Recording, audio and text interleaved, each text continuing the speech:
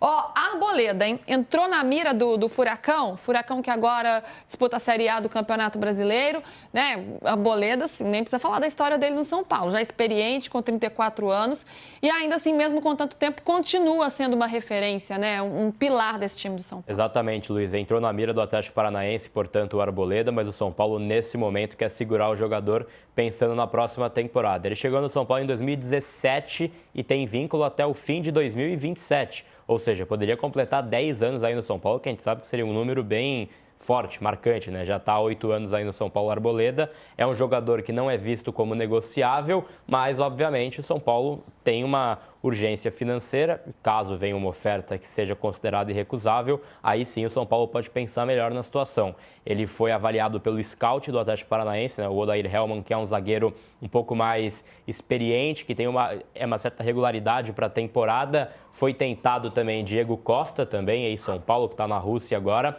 mas foi então solicitado ali 8 milhões de euros para negociar o Diego Costa para o Furacão, e aí deram uma recuada, né? Porque o dinheiro foi um pouco acima da expectativa, mas com Arboleda também não tem nem valor estimado ainda do São Paulo, é mais algo a ser conversado também para entender a vontade pessoal do jogador, que já vai completar quase uma década de São Paulo. Tem um jogador do Atlético Paranaense... Ô, PVC, desculpa te interromper, é que eu esqueci de despedir do Latifi. Latifi, te deixei aí. A apresentadora voada, Latifi. Aí ele falou assim, gente, eu vou ter que falar da Arboleda agora, vou falar do São Paulo agora. Beijo, meu querido, obrigada. Eu que tô voada mesmo. Beijo. Beijo para vocês, pessoal. Bom trabalho por aí. Valeu. Diga, PVC. Tem um jogador do Atlético Paranaense que o São Paulo observa, mas não é que observa e negocia, não negocia. Até porque é muito caro, que é o Viveiros. Então você podia até ir buscar o Viveiros, que é um centroavante colombiano, que jogou no Atlético Nacional, fez uma grande primeira fase de Libertadores, fase de grupos de Libertadores, e depois veio para o Atlético Paranaense, ajudou muito o Atlético Paranaense a se recuperar na Série B. É um jogador de alto nível. Eu ia dizer altíssimo, não, alto nível. E seria um atacante para discutir com o Caleri, disputar posição com o Caleri, no retorno do Caleri. Só que é um jogador caro. O Atlético não vai liberar. Podia colocar o Arboleda numa negociação desse tipo? Acho que não. Porque o problema do São Paulo é montar um novo time, não é desmontar o que funciona. Tem que manter o que funciona, né? E repor o que está faltando. Exatamente. Não adianta você fazer, não, então vamos mandar uma barca embora, todo mundo vai embora e monta um time e contratar 22 jogadores novos. Isso não vai acontecer, o São Paulo não tem nem dinheiro para isso. Então o São Paulo não pode abrir mão do que funciona, e o Arboleda funciona, para colocar um time novo inteiro na frente. Se fosse... Ainda mais com um técnico que joga com 3 zagueiros. Exatamente. Então não adianta você falar assim, podia olhar para o Viveiros e falar assim, então, beleza, você quer o Arboleda? A gente negocia, me traz o Viveiros e continua o Arboleda. Mas aí você desmonta a defesa. E aí, até pensando nos zagueiros e em reforçar esse time, tá de olho também mais um zagueiro, não é, Gabriel? É o Gemes, né, que é destaque do Mirassol. Aliás, jogou 37 das 38 rodadas pelo Mirassol, jogador de 25 anos, tão jovem ainda. Uma das ideias do São Paulo é justamente rejuvenescer esse elenco, porque teve tantos problemas físicos nessa temporada, né? E não culpando só a idade dos jogadores, né? Mas, claro, a questão física do atleta também é um ponto. Esse é um jogador que o São Paulo está tentando trazer? Exatamente, fez uma consulta pelo Gêmeos do São Paulo, porque tem esse perfil que você bem pontuou, né? Jogador com saúde, que é o que quer o técnico Hernan Crespo, mas o Gêmeos é uma possibilidade já descartada no São Paulo. Foi feita uma pedida de quase 30 milhões de reais do Mirassol, e aí o São Paulo não tem esse dinheiro para competir, para entrar nessa bola dividida. Ele está tendo outras consultas, possibilidades também, mas vale a gente observar, porque tem essa sondagem pelo Arboleda, tem o Gêmeos também tentado, outros nomes que já foram sondados, e tem uma sondagem também do Botafogo, em cima do Ferrarese, né, que saiu hoje a informação no GE também, enfim, pude confirmar há poucos instantes, né, que tem então essa sondagem, essa possibilidade também do Ferrarese, já seriam 2 zagueiros alvos ali do mercado nacional. E aí só, por óbvio, pode mudar também a forma que o São Paulo vai enxergar contratações. Caso saia o Ferrarese, aí seria ali por um bom valor, de repente dá para fazer uma oferta pelos Gêmeos. Mas nesse momento o São Paulo não tem 30 milhões de reais para dar na mão do Mirassol em troca do zagueiro de 25 anos. Até porque o Mirassol comprou o Gêmeos recentemente, né? Pagou 4, 5 milhões de reais. Então, o contratou recentemente do Vila Nova. Então, tá no momento também, né? O Mirassol indo para a Libertadores, precisando também fortalecer seu elenco, porque tem novos desafios em 2026. Não quer vender por qualquer valor, não. Não, jogador meu, eu vou segurar aqui. Agora, Gabriel, olhando aqui, né? Pensando, a gente já falou do Ferrarese, falamos do Arboleda. Você tem Sabino, tem Tolói, tem Alan Franco também. Isso quer dizer, se trouxer alguém, que um deles saia, ou São Paulo realmente precisa de um número maior de zagueiros, pela forma como o Crespo joga e também pelo tanto de lesões que teve esse ano?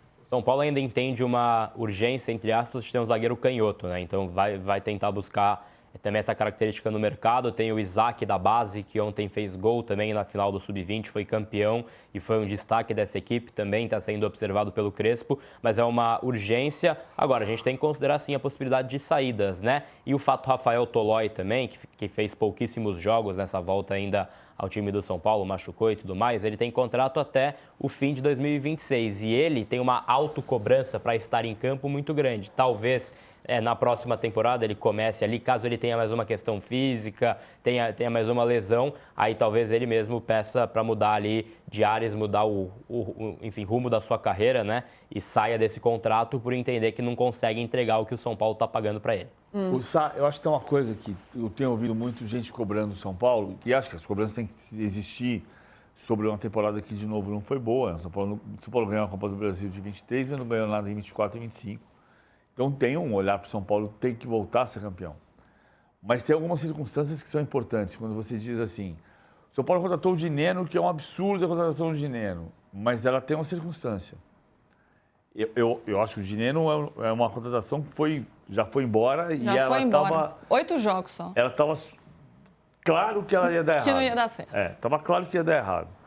E um pouco o Tolói também é assim. Por isso que eu estou tocando nesse ponto.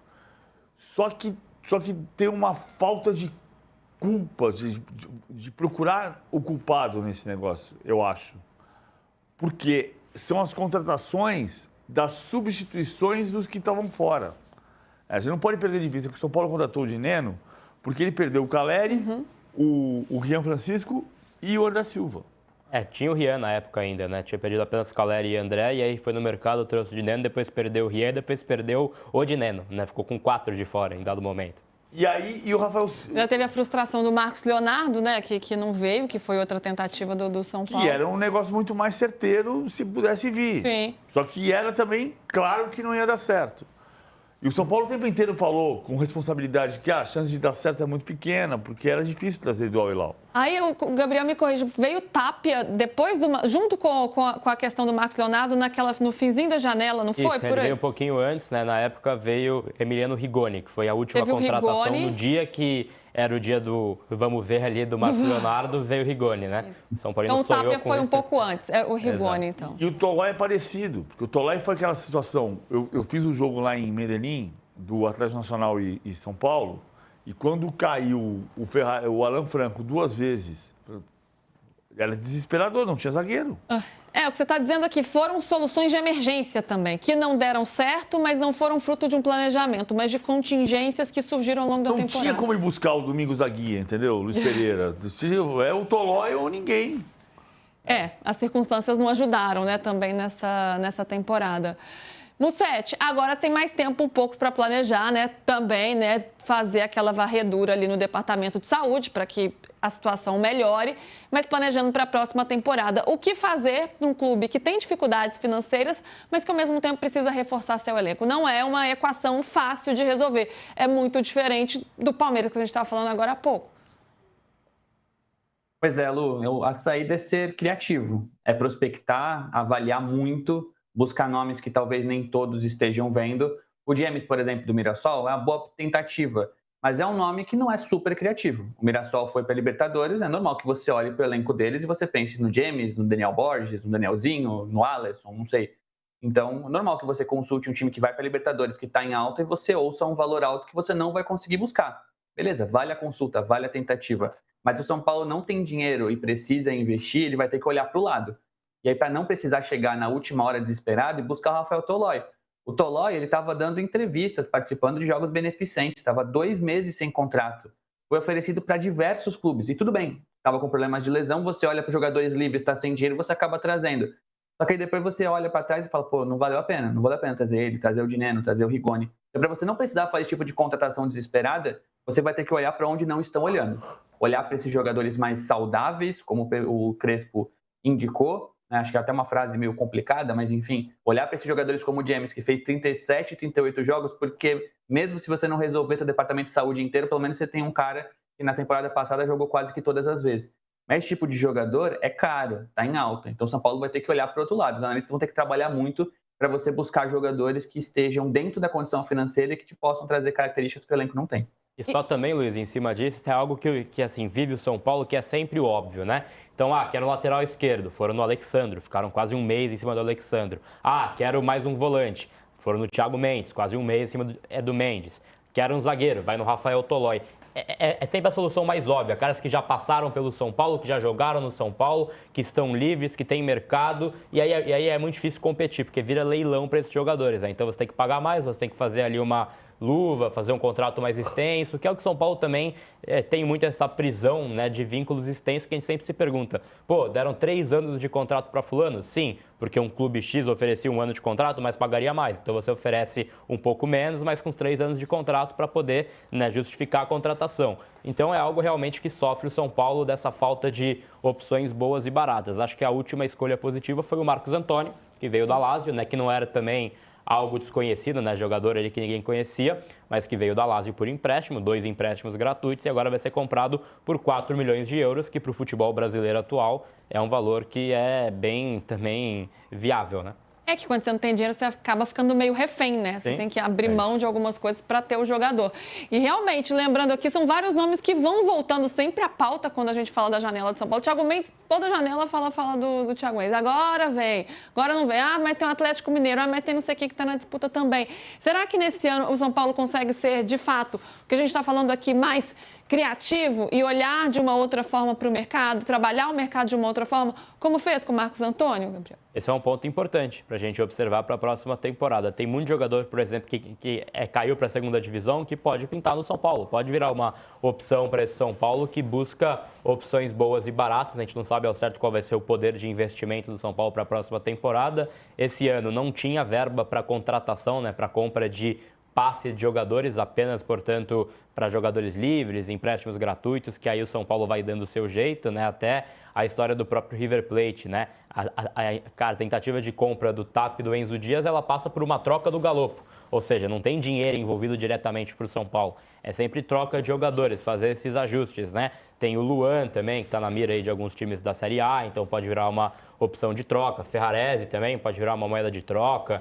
Acho que vai ser mais esse molde de tentar contratar, mas é um São Paulo que tem que chegar primeiro, tem que antecipar o movimento, porque senão vai ficar refém. E aí quando você corre atrás e não tem dinheiro, aí é muito difícil dar certo. E aí o ponto da questão da Libertadores, porque se o São Paulo tem um cenário de busca por reforços, se ele tiver pré-Libertadores, e outro cenário se não tiver pré-Libertadores. E não dá para você falar, então vamos esperar 2 semanas, 10 dias, esperar domingo da semana que vem, se o Fluminense ganhar a Copa do Brasil, estamos na Libertadores, vamos para o mercado loucamente. Não vai ser isso que vai acontecer. A não ser, né, que Cruzeiro e Fluminense caiam na semifinal. Aí você ganha uns diazinhos aí. Se der Corinthians e Vasco, você já tá... Claro, não vai torcer para isso, né? Vai torcer para Mas você ganha uns dias de planejamento. Mas se der Cruzeiro e Fluminense, você sabe que você está na Libertadores, né? Também. O contrário também. Aí, o contrário. Porque aí você, no domingo, na segunda-feira de manhã, você pode saber que você está na Libertadores, ou seja, tem que ir para o mercado. Aí então vai no mercado com dinheiro. Não, ele vai para o mercado com mais dinheiro. Ele não vai com dinheiro, ele vai com um pouco mais de dinheiro. Porque ele tem a vaga na Libertadores. Então vai torcer para uma goleada do Cruzeiro hoje, uma goleada do Fluminense amanhã. E aí ganha uns dias para planejar com um pouco mais de dinheiro. Gente, é assim. Quem não tem dinheiro, não conseguiu chegar lá esportivamente, tem que ficar torcendo. Sou tricolor de coração do Cruzeiro, tantas vezes campeão. Isso aí, esse é o pensamento São Paulino hoje, na diretoria de São Paulo. Para a gente fechar São Paulo hoje, Gabriel, bastidores políticos também movimentados, né? A gente relatou recentemente a saída do Belmonte, mas a ebulição não parou por aí. Exatamente, muita divisão política hoje no São Paulo e 3 grupos de oposição fizeram uma reunião essa semana e se juntaram em um grupo unificado, o STP, né? O Salve o Tricolor Paulista, que é um grupo agora, né, unificado desses 3 grupos de oposição do São Paulo. Tende a ter ali 41 conselheiros dentro da conta já desses grupos, né? E aí eles querem também angariar conselheiros independentes. E aí tem alguns números que vão ser estimados, né? Tem uma parte que acha que vai dar para angariar mais 10 conselheiros, uma parte que acha que vai ser mais 13 conselheiros e seria um grupo de mais de 50 conselheiros, portanto, oposicionistas nesse São Paulo, né? E isso causa um impacto, porque caso esses 50 conselheiros consigam uma união ao grupo do Carlos Belmonte, que tem 41, 42 conselheiros, aí já vira uma outra história, vira quase 100 conselheiros de oposição aí no São Paulo, e aí viraria algo que para a próxima eleição, né, que pode ter ali um candidato do Júlio, pode ser Márcio Carlos Magno, pode ser o Outem, mas na própria oposição pode ser Pinotti, Marco Aurélio Cunha também de volta agora para o jogo político, né? É um cara muito paparicado internamente no São Paulo para ser presidente, então muda-se um pouco a forma que você enxerga o jogo político e tem muita pressão em cima do Casares. Muita pressão.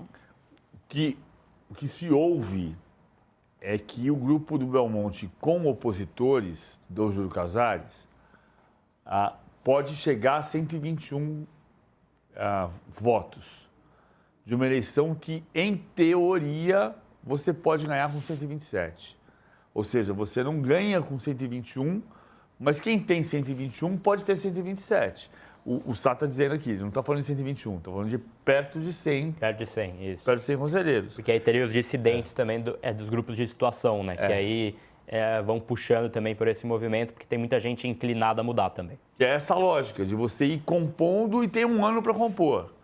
Esse jogo político do São Paulo, historicamente, o São Paulo sempre foi um clube de... É um exagero dizer um clube de dono, mas ele teve sempre grandes cardeais que ditavam a vida política do São Paulo, né? Então era Manuel Raimundo de Paes de Barros e Paulo Machado de Carvalho, Cícero Pompeu de Toledo morreu em 59, aí você tinha Laudo Natel, o Laudo Natel foi quem fez o Juvenal, aí você tinha Antônio Ney Nunes Galvão, e o Galvão, quando teve a ruptura do Carlos Miguel Aidar, quando o Carlos Miguel Aidar foi um presidente de conciliação entre 84 e 88, quando o Carlos Miguel Aidar indicou o Juvenal à sucessão, rachou. E o Galvão foi para a oposição e o Galvão perdeu a eleição para o Juvenal por 1 voto em 88. E na eleição seguinte, o Galvão foi como cabeça de chapa, só que era a eleição que os sócios votavam. E o Galvão massacrou o Juvenal. O Juvenal era presidente, o Galvão massacrou o Juvenal. Só que aí o Galvão massacrou o Juvenal e disse, o candidato não sou eu, o presidente será o José Eduardo Mesquita Pimenta. E nos 12 anos seguintes, o Galvão elegeu todos os presidentes do São Paulo. Pimenta 2 vezes, Fernando Casal Rey 2 vezes, José Augusto Passos Neto 1 vez, Paulo Amaral 1 vez. E morreu em 2001. O Galvão morre em 2001, em 2002 volta o grupo do Aidar e do Juvenal, com o Marcelo Portugal Gouveia. E aí o Juvenal passou a ser o aglutinador até o 3º mandato. Até que ele resolveu fazer o 3º mandato e isso rachou de novo. Porque aí rachou a história do São Paulo ter 11 partidos políticos, que hoje são mais, né? Sim. Hoje são Agora 11. estão juntando, né? Volta a se juntar. Mas esse fiel da balança da próxima eleição pode ser o Carlos Belmonte, que ainda está na situação, né? Porque existe uma gratidão interna, um sentimento de que o Júlio Casares elevou ele, Márcio Carlos Magno, tantos outros internamente a cargos que eles nunca tiveram. Então ainda existe ali uma posição amena, mas obviamente a gente sabe que tem uma divergência clara de ideias ainda pode ser. E conversas também também. Com opositores. O curioso é que o Carlos Magno, o primeiro cargo dele no São Paulo foi o Belmonte que deu. Sim. Né? Que foi diretor no estágio. Sim.